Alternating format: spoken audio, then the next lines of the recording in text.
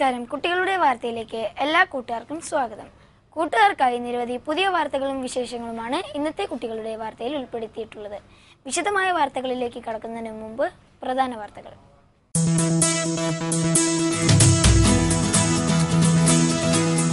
കേരള ഖാദി ഗ്രാമ വ്യവസായ ബോർഡിന്റെ സ്കൂൾ മേള.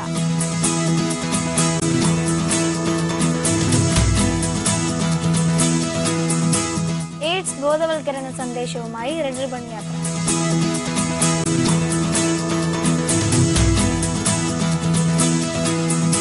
ശാന്തിഗിരി ഫെസ്റ്റിലെ മഞ്ഞിന്റെ ലോകം.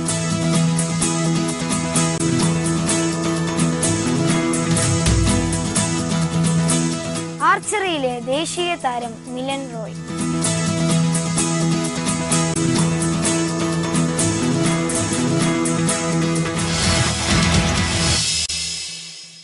എയ്ഡ്സ് ബോധവൽക്കരണ സന്ദേശവുമായി റെഡ് റിബൺ യാത്ര തുടരുന്നു. 6 ബോഗികളിലായാണ് ബോധവൽക്കരണ പ്രദർശനങ്ങൾ ഒരുക്കിയിരിക്കുന്നത്.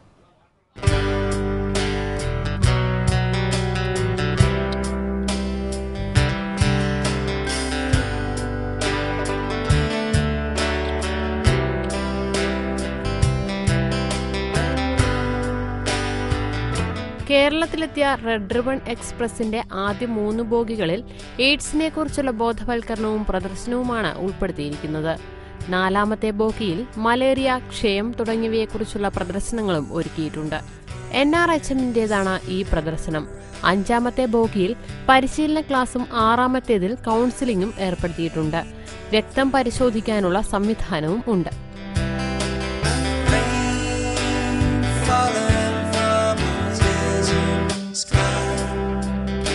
എയ്ഡ്സ് എന്നത് മാരക വിപത്തായി കണ്ടിരുന്ന കാലം കഴിഞ്ഞു. എയ്ഡ്സിനെ പ്രതിരോധിച്ച് ജീവിതദൈർഘ്യം കൂട്ടാനുള്ള മരുന്നുകൾ വൈദ്യശാസ്ത്രം കണ്ടുപിടിച്ചിട്ടുണ്ട്. ഇതേപ്പറ്റിയുള്ള ധാരണയും ഈ ക്യാമ്പയിനിലൂടെ ലഭിക്കും. ജനുവരി 12-ന് ഡൽഹിയിൽ നിന്നാരംഭിച്ച പര്യടനം 23 സംസ്ഥാനങ്ങൾ പിന്നിടും. 162 സ്റ്റേഷനുകളിലായാണ് റെഡ് റിബൺ എക്സ്പ്രസ് ക്യാമ്പ് ചെയ്യുന്നത്. കേന്ദ്ര ആരോഗ്യ കുടുംബക്ഷേമ മന്ത്രാലയത്തിന്റെ ആഭിമുഖ്യത്തിലാണ് പരിപാടി. പ്ലാറ്റ്ഫോം ടിക്കറ്റ് ഇല്ലാതെ എക്സിബിഷൻ വീക്ഷിക്കാം എന്നതാണ് പ്രത്യേകത.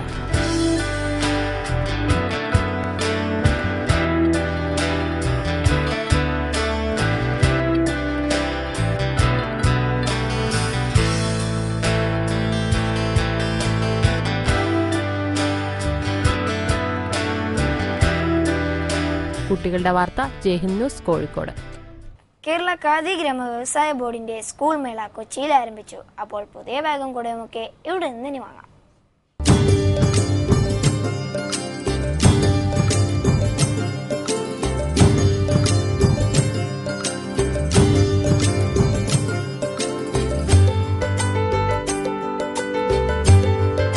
പഠനോപകരണങ്ങൾ ഒരു കുടക്കീഴിൽ ഒരുക്കിയ ഖാദി ബോർഡിന്റെ സ്കൂൾ മേള വിദ്യാർത്ഥികൾക്ക് ഏറെ പ്രയോജനപ്രദമാകും. ബാഗ്, കുട, നോട്ട്ബുക്ക്, റബ്ബർ, പെൻസിൽ തുടങ്ങി ഇൻസ്ട്രുമെന്റ് ബോക്സ് വരെ സ്കൂൾ മേളയിലുണ്ട്.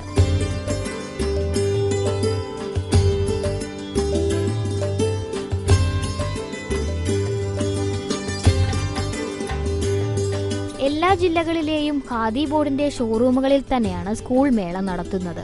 കഴിഞ്ഞ 11 വർഷമായി ഈ മേള വിജയകരമായി നടത്തിവരികയാണെന്ന് Khadi board vice chairman KP Nooruddin പറഞ്ഞു. കുറച്ചുകൂടി വിപുലമായ രീതിയിൽ മേള നടത്തണമെന്നാണ് ഖാദി ബോർഡിന്റെ ആഗ്രഹമെന്നും അദ്ദേഹം കൂട്ടിച്ചേർത്തു. ഞങ്ങൾ ഒരു കാര്യം കൂടി ആലോചിച്ചുകൊണ്ടിരിക്കുന്നുണ്ട്. ഇതും കൂടി നോക്കിയിട്ട് വേണമെങ്കിൽ അടുത്ത വർഷം മുതൽ ഈ പദ്ധതി കുറെ കൂടി വിപുലമായ തോതിൽ നടപ്പിലാക്കാൻ പറ്റുമോ എന്നൊരാലോചനയും ബോർഡിന്റെ ഉത്തരവാദപ്പെട്ടവരുടെ ഭാഗത്ത് നിന്നുണ്ട്. മേളയിൽ ഉൾപ്പെടുത്തിയിരിക്കുന്ന നോട്ട്ബുക്കും കുടയും ബോർഡിന്റെ യൂണിറ്റുകളിൽ നിർമ്മിച്ചവയാണ്. അതുകൊണ്ട് തന്നെ പൊതുവിപണിയിൽ ഉള്ളതിനേക്കാൾ 10 മുതൽ 20% വരെ വിലക്കുറവിൽ ഇവ ലഭിക്കുന്നു. ഇപ്പൊ നമ്മൾ ഇന്ന് വിതരണം ഉദ്ഘാടനം ചെയ്ത ഈ പദ്ധതി അനുസരിച്ച് 20% വരെ കുറവാണ്, റിബേറ്റ് ഉണ്ട്. അതുപോലെ സ്കൂൾ ഡ്രസ്സിനും പിന്നെ യൂണിഫോമിനും റിബേറ്റിന്റെ ആനുകൂല്യം കിട്ടും. വിദ്യാർത്ഥികളെയും മാതാപിതാക്കളെയും ഇളനിരക്കാരുടെ ചൂഷണത്തിൽ നിന്നും ഒരു പരിധിവരെ സംരക്ഷിക്കാൻ സ്കൂൾ മേളയ്ക്ക് സാധിക്കുന്നുവെന്ന് മേളയ്ക്ക് ചുക്കാൻ പിടിക്കുന്ന ഖാദി ബോർഡിന്റെ ഉദ്യോഗസ്ഥൻ വ്യക്തമാക്കി. 14 ജില്ലകളിലും ഖാദി ബോർഡ് നടത്തുന്ന മേള ജൂൺ 2 വരെ ഉണ്ടാകും.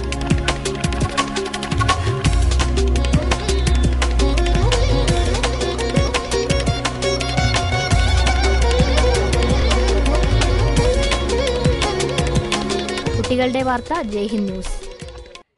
മഞ്ഞ് പെയ്യുന്ന താഴ്വാരങ്ങൾ കാണാൻ എന്തു ഭംഗിയാണ്. അങ്ങനെ ഒരു മഞ്ഞിന്റെ ലോകം തിരുവനന്തപുരത്തെ ശാന്തിഗിരി ഫെസ്റ്റിലുണ്ട്. കണ്ടു നോക്കൂ.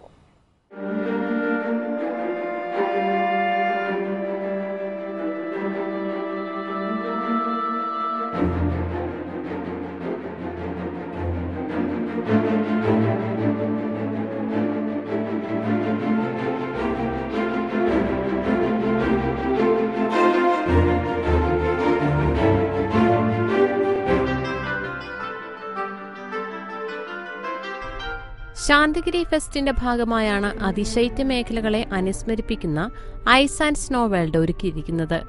മഞ്ഞുമലകളും മഞ്ഞുവീഴ്ചയുമൊക്കെ സാങ്കേതിക വിദ്യയുടെ മികവിൽ പൂർത്തിയായപ്പോൾ സാധാരണ മലയാളിയുടെ വലിയ സ്വപ്നങ്ങളാണ് ചെറിയ മുതൽ മുടക്കിൽ യാഥാർത്ഥ്യമായത്.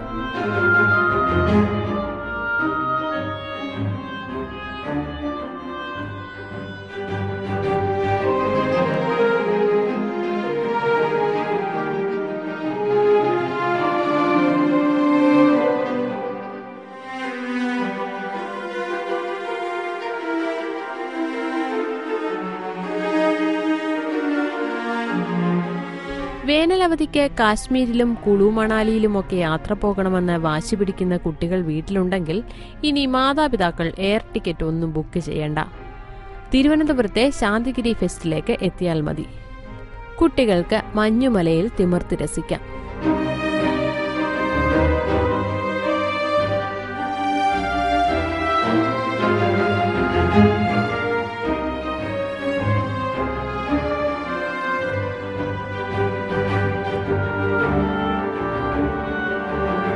കുട്ടികൾക്കായുള്ള പ്രത്യേക കളിസ്ഥലവും ധ്രുവപ്രദേശങ്ങളെ അനുസ്മരിപ്പിക്കുന്ന ഫോട്ടോഗ്രഫി ഏരിയയുമെല്ലാം ഐസ് ആൻഡ് സ്നോ വേൾഡിന്റെ പ്രത്യേകതയാണ്. കേരളത്തിന് ഒരിക്കലും സ്വപ്നം കാണാനാകാത്ത ഈ കാലാവസ്ഥ കൃത്രിമമായി സൃഷ്ടിക്കുന്നതിന് സംഘാടകർക്ക് ആഴ്ചകളോളം പണിപ്പെടേണ്ടി വന്നു. 4-5 ദിവസത്തോളം രാത്രിയും പകലും ഇല്ലാതെ വളരെയധികം കഷ്ടപ്പെട്ടതിന്റെ ഭാഗമായിട്ടാണ് ഇന്ന് ഈ ഇവിടെയുള്ള സാധാരണപ്പെട്ട ജനങ്ങൾക്ക് ഇങ്ങനെ ഒരു വളരെ തുച്ഛമായ ഒരു തുകയിൽ ഒരു ചെറിയൊരു ഫീസ് അടച്ചുകൊണ്ട് ഈ ആസ്വദിക്കാൻ കഴിയുന്ന രീതിയിൽ ഈ കാലഘട്ടത്തിൽ ഏറ്റവും നല്ല രീതിയിൽ തന്നെ ആസ്വദിക്കാൻ ഒരുപക്ഷെ സ്വപ്നം കാണാൻ പറ്റുന്ന രീതിയിൽ ഇത്ര സുന്ദരമായിട്ടൊരു മഞ്ഞു വീഴ്ച കാലം ഇവിടെ തയ്യാറാക്കിയെടുക്കാൻ വേണ്ടി കഴിഞ്ഞത്. ഈ ആശയത്തിൽ വളരെ ഒരു അഭൂതകരമായിട്ടുള്ള തിരക്കാണ്. കുട്ടികളൊക്കെ തന്നെ ഈ മഞ്ഞൊക്കെ വാരി വിതറി എറിഞ്ഞുകൊണ്ട് പരസ്പരം ആസ്വദിച്ച് ഒരു ഇതുവരെ കണ്ടിട്ടില്ലാത്തൊരു സാഹചര്യം പോലെയാണ്. വളരെ സന്തുഷ്ടമായിട്ടാണ് ഇവിടെ എല്ലാവരും കടന്നു പോകുന്നത്. എത്ര പണിപ്പെട്ടാലെന്താ, സ്നോ വേൾഡിലേക്ക് വരുന്ന കുടുംബങ്ങളും കുട്ടികളുമെല്ലാം പൂർണ്ണ തൃപ്തിയോടെയാണ് തിരിച്ചു പോകുന്നത്. ഭയങ്കര ത്രില്ലിംഗ് ആയിരുന്നു. ഇതുപോലെ തിരുവനന്തപുരത്ത് ആദ്യമായിട്ടാണ് ഇങ്ങനെ സ്നോ ഫാൾസ് വരുന്ന കണ്ടിട്ടുള്ളത്. കുട്ടികൾക്കൊക്കെ നല്ല സന്തോഷമായിരുന്നു. ഇപ്പോൾ വരുന്ന എല്ലാവരും എൻജോയ് ചെയ്യുന്നുണ്ട്. ഇനി അടുത്ത എല്ലാ വർഷവും ഇതുപോലെ ഒരാഴ്ച ശാന്തിഗിരിയിൽ ഇനി വരണമെന്ന് ആഗ്രഹിച്ചുകൊള്ളുന്നു. വ്യാഴാഴ്ച ആരംഭിച്ച ice and snow world May 31 വരെ തുടരും.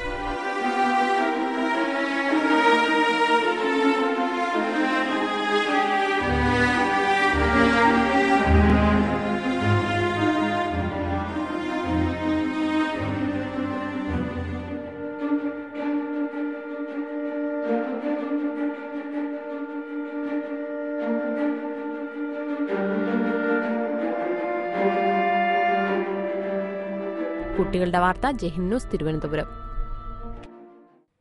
കൂട്ടുകാർ ദിവസവും പത്രം വായിക്കാറുണ്ടല്ലോ.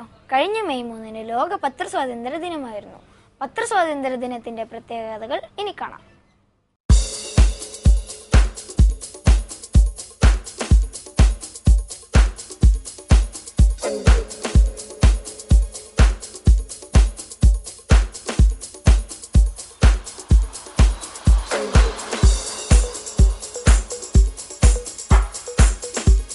ജനാധിപത്യത്തിന്റെ 4ാം നെടുന്തൂണ് അഥവാ 4th എസ്റ്റേറ്റ് എന്നാണ് മാധ്യമങ്ങൾ അറിയപ്പെടുന്നത്. ഇന്ത്യയിൽ 5000-ഓളം പത്രങ്ങൾ നിലവിലുണ്ട്. ഇതിൽ 150 എണ്ണം പ്രമുഖ പത്രങ്ങളാണ്. സമകാലികങ്ങളുടെ എണ്ണം 50,000-ഓളം വരും. യുണൈറ്റഡ് നേഷൻസ് ജനറൽ അസംബ്ലിയാണ് ലോക പത്രസ്വാതന്ത്ര്യ ദിനം എന്ന ആശയം മുന്നോട്ട് വയ്ക്കുന്നത്. പുകൾപെറ്റതെങ്കിലും ഇന്ത്യയിൽ മാധ്യമങ്ങൾക്ക് മാത്രമായി ഒരു പ്രത്യേക നിയമനിർമ്മാണവും നടന്നിട്ടില്ല. പത്രസ്വാതന്ത്ര്യം പ്രത്യേക അവകാശ സംരക്ഷണ പരിധിയിൽപ്പെടുന്ന പ്രിവിലേജ് ക്ലാസിൽ ഉൾപ്പെടുത്തണമെന്ന വാദഗതി സജീവമായിരുന്നുവെങ്കിലും ഭരണഘടനാ ശില്പി ഡോക്ടർ അംബേദ്കർ ഉൾപ്പെടെയുള്ളവർ അതിനോട് വിയോജിച്ചു. സ്വതന്ത്ര പത്രപ്രവർത്തനം ഉറപ്പുവരുത്തുന്നതിന് ഭരണഘടനയുടെ 19ാം അനുച്ഛേദം 1A ജനങ്ങൾക്ക് അനുവദിച്ചിരിക്കുന്ന ആശയാവിഷ്കാര സ്വാതന്ത്ര്യം മതിയെന്നായിരുന്നു ഇവരുടെ വിലയിരുത്തൽ. അഭിപ്രായ പ്രകടനത്തിനും ആശയാവിഷ്കാരത്തിനും ഒരു പൗരന് അനുവദിക്കപ്പെട്ട സ്വാതന്ത്ര്യവും നിയന്ത്രണവും മാത്രമാണ് മാധ്യമങ്ങൾക്കും ഉള്ളത്. ഈ ലക്ഷ്മണരേഖയുടെ പരിധിയിൽ നിന്നുകൊണ്ടാണ് പത്രമാധ്യമങ്ങൾ ഇന്നും പ്രവർത്തിക്കുന്നതും ഭരണകൂടങ്ങളെപ്പോലും മുൾമുനയിൽ നിർത്തുന്നതും. അത്രത്തോളമുണ്ട് പത്രങ്ങളുടെ ശക്തി.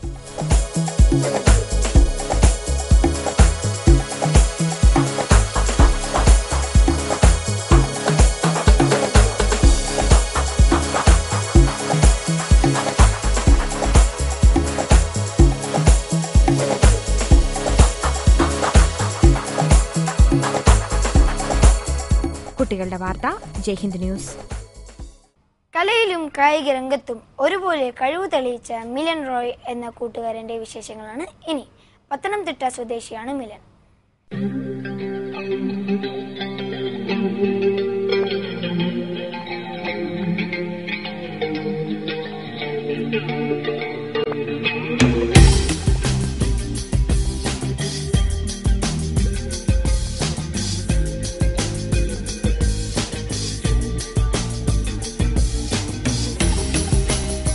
സംഗീതത്തിലും അഭിനയത്തിലും കായികരംഗത്തും ഇതിനോടകം തന്റേതായ വ്യക്തിമുദ്ര പതിപ്പിച്ചു കഴിഞ്ഞു ഈ കൊച്ചുമിടുക്കൻ. 2011 നടന്ന സംസ്ഥാന ആർച്ചറി ചാമ്പ്യൻഷിപ്പിൽ വിജയം കൈവരിക്കുകയും തുടർന്ന് അജ്മീറിൽ നടന്ന നാഷണൽ ആർച്ചറി ചാമ്പ്യൻഷിപ്പിൽ മികച്ച പ്രകടനം കാഴ്ചവെക്കുകയും ചെയ്തു. ചാമ്പ്യൻഷിപ്പിൽ പങ്കെടുത്ത ഏറ്റവും പ്രായം കുറഞ്ഞ കായിക താരമായിരുന്നു മിലൻ. സമ്മാനം കൂടുതൽ ഡിസ്ട്രിക്ട് മീറ്റിനാണ് ലഭിച്ചിട്ടുള്ളത്. അവിടുന്ന് ജയിച്ച് സ്റ്റേറ്റ് പോയി. എൻ്റെ ഒരു ആഗ്രഹമായിരുന്നു നാഷണൽ അടിക്കണം എന്നുള്ളത്. അങ്ങനെ നാഷണൽ കിട്ടി. അജ്മീർ വെച്ചായിരുന്നു നാഷണൽ മത്സരം. ഈ വർഷം വിജയവാഡയിൽ നടക്കുന്ന നാഷണൽ മിനി ആർച്ചറി ചാമ്പ്യൻഷിപ്പിൽ പങ്കെടുക്കുന്നതിനുള്ള തയ്യാറെടുപ്പിലാണ് ഇപ്പോൾ മിലൻ.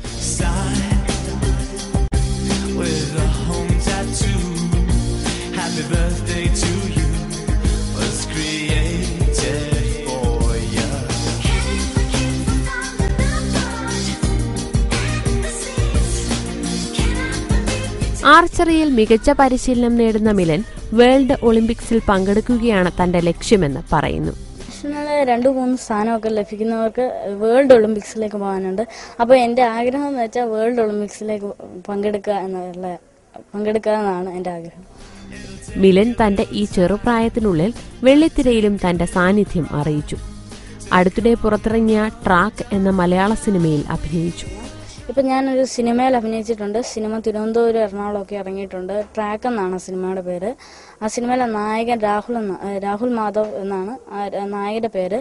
നായകന്റെ ചെറുപ്പകാലമായിട്ടാണ് ഞാൻ അഭിനയിക്കുന്നത്. കൂടാതെ നിരവധി ടെലിഫിലിമുകളിലും മിലൻ തന്റെ കഴിവ് തെളിയിച്ചു. ഇതോടൊപ്പം നൃത്തത്തിലും തബലയിലും നിരവധി വേദികൾ കീഴടക്കി.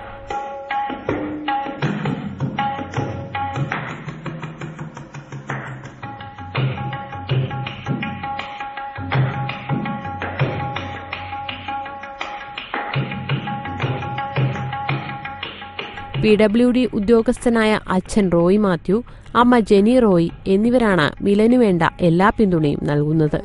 കൊച്ചിലാണെങ്കിൽ ഞാൻ ചെറിയ കമ്പൊക്കെ വളച്ച് വള്ളിയൊക്കെ കെട്ടി ചെയ്യുമായിരുന്നു. അത് കണ്ട് അപ്പായ്ക്കാണെങ്കിൽ അപ്പായ്ക്ക് മനസ്സിലായി എനിക്ക് ഇത് ആകണമെന്ന് ഇൻട്രസ്റ്റ് ഉണ്ട്. അങ്ങനെ അപ്പ സാധനം മേടിച്ച് തന്നു. അങ്ങനെ കയറി. കുട്ടികളുടെ വാർത്ത. ജയ്ഹിന്ദ് ന്യൂസ്, പത്തനംതിട്ട. അവധിക്കാലം ആസ്വാദ്യകരമാക്കാൻ കാസർഗോഡ് ജില്ലയിൽ ബാലസംഘം നടത്തിയ വേനൽ തുമ്പി കലാജാഥയാണ് ഇനി.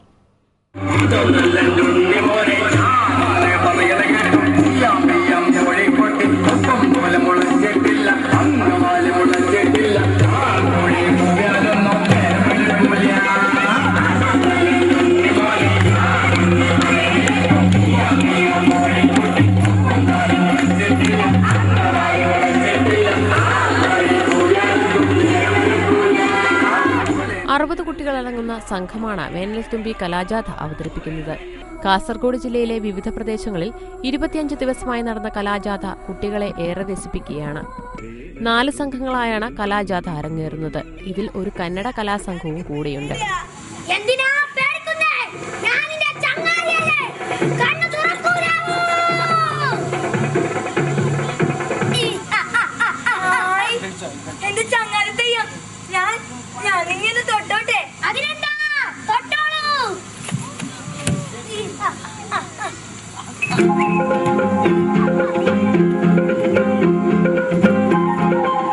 നാടകം, സംഗീതശില്പം, ചൊൽക്കാഴ്ച എന്നിവയാണ് പരിപാടിയിൽ അവതരിപ്പിക്കുന്നത്.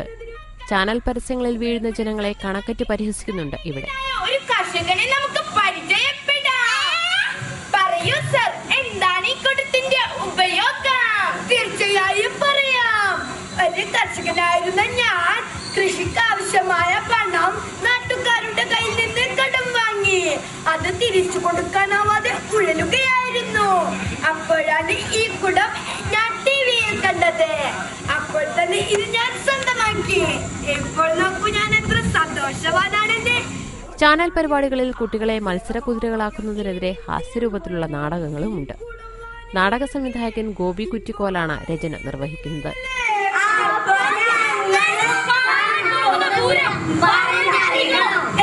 രാഹുകാലം കഴിയുന്നതിന് മുമ്പേ കുടം വാങ്ങി പണം തന്ന പണം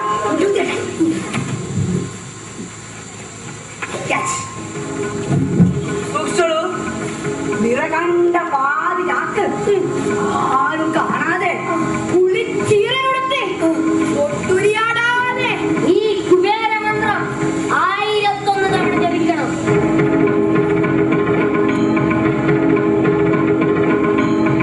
കുട്ടികളുടെ വാർത്ത ജയ്ഹിന്ദ് ന്യൂസ്, കാസർഗോഡ്. കൂട്ടുകാർക്കെല്ലാം മുത്തശ്ശി കഥ കേൾക്കാൻ ഇഷ്ടമല്ലേ? മുത്തശ്ശി കഥകൾ വെറുതെ കേട്ടുകളയാനുള്ളതല്ല. ഓരോ കഥയിലെയും ഗുണപാഠം നമ്മുടെ ജീവിതത്തിൽ പ്രയോജനപ്പെടുത്താൻ നിങ്ങൾ ശ്രമിക്കണം. ഇതാ വരുന്നു ഇന്നത്തെ മുത്തശ്ശി കഥ.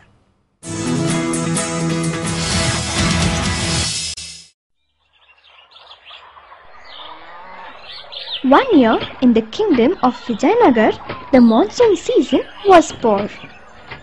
വിജയനഗരത്തിൽ മഴക്കാലം കഴിഞ്ഞു.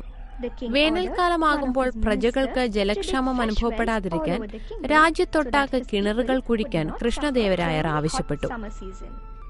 കിണർ നിർമ്മിക്കാൻ ആവശ്യമായ പണം മന്ത്രിയുടെ കയ്യിൽ ഏൽപ്പിക്കുകയും ചെയ്തു. ഏതാനും ദിവസങ്ങൾ കഴിഞ്ഞപ്പോൾ കിണറുകളുടെ പണി പൂർത്തിയായതായി മന്ത്രി അറിയിച്ചു. Your Majesty, wells have been dug all across the land just as you ordered. കിണറുകൾ കാണാനായി രാജാവിനെ ക്ഷണിക്കുകയും ചെയ്തു. രാജാവ് ഏതാനും ചില കിണറുകൾ മാത്രം കണ്ട് സംതൃപ്തനായി. വേനൽ വന്നു. ഗ്രാമത്തിൽ നിന്ന് പാവപ്പെട്ട കുറെ പേർ രാജാവിനെ കാണാനായി കൊട്ടാരത്തിലെത്തി. എന്നാൽ ഭടന്മാരാവട്ടെ അവരെ കൊട്ടാരത്തിലേക്ക് കടത്തിവിട്ടില്ല. നിരാശരായി മടങ്ങിയ അവർ തെനാലിരാമനെ ചെന്ന് കണ്ടു. തങ്ങളുടെ ഗ്രാമത്തിൽ ഒരു കിണർ പോലുമില്ലെന്ന് ബോധിപ്പിച്ചു. They said, "We complained to the minister, but in vain. We want to meet the king, but the palace guards won't let us in." മന്ത്രി പറ്റിച്ച പണിയാണിതെന്ന് തെനാലിക്ക് മനസ്സിലായി. അദ്ദേഹം നേരെ രാജാവിന്റെ അടുത്തെത്തി പറഞ്ഞു, "അങ്ങുന്നേ, നമ്മുടെ നാട്ടിൽ കിണർ മോഷണമുണ്ട്. ഏതാനും ചില ഗ്രാമവാസികൾ കിണർ മോഷണത്തെപ്പറ്റി എന്നോട് പരാതി പറഞ്ഞിരുന്നു. മന്ത്രി അവരുടെ ഗ്രാമങ്ങളിൽ നിർമ്മിച്ച കിണറുകളൊക്കെ തന്നെ കാണാതായി." The king didn't believe him. So Raman said, "The villagers themselves are waiting outside. Ask them." രാജാവ് ഉടൻ തന്നെ പരാതിക്കാരെ വിളിക്കാൻ ഉത്തരവിട്ടു. ഗ്രാമത്തിലുണ്ടാക്കിയ കിണറുകളെല്ലാം അപ്രത്യക്ഷമായെന്ന് അവർ രാജാവിനെ അറിയിച്ചു. Your Majesty, we have come all the way to tell you that the wells made by the minister have disappeared. Now we are suffering without water. Please come and see for yourself. രാജാവ് ഗ്രാമത്തിൽ ചെന്ന് നോക്കിയപ്പോൾ പറഞ്ഞതൊക്കെ സത്യം. ഒറ്റ കിണർ പോലുമില്ല.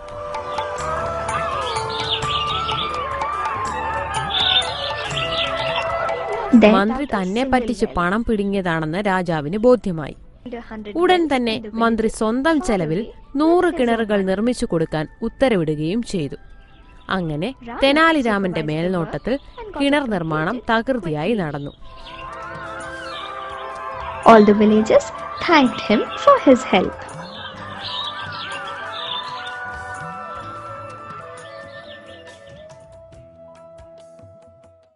ഇന്നത്തെ കുട്ടികളുടെ വാർത്ത എല്ലാ കൂട്ടുകാർക്കും ഇഷ്ടപ്പെട്ടല്ലോ അല്ലേ? പുതിയ വാർത്തകളും വിശേഷങ്ങളുമായി അടുത്ത ആഴ്ച കാണാം. നിങ്ങളുടെ കൊച്ചു കൊച്ചു അഭിപ്രായങ്ങളും നിർദ്ദേശങ്ങളും ഞങ്ങളെ അറിയിക്കുക. ഞങ്ങളുടെ വിലാസം ദ പ്രൊഡ്യൂസർ, കുട്ടികളുടെ വാർത്ത, Jaihind TV, Karimpanal, arcade fort, PO, Thiruvananthapuram. Email kidsnews@jayhindtv.in. അപ്പോൾ ഇനി പുതിയ വാർത്തകളും വിശേഷങ്ങളുമായി അടുത്ത ആഴ്ച കാണാം. വാർത്തകൾ അവസാനിക്കുന്നില്ല. ജയ്ഹിന്ദ്.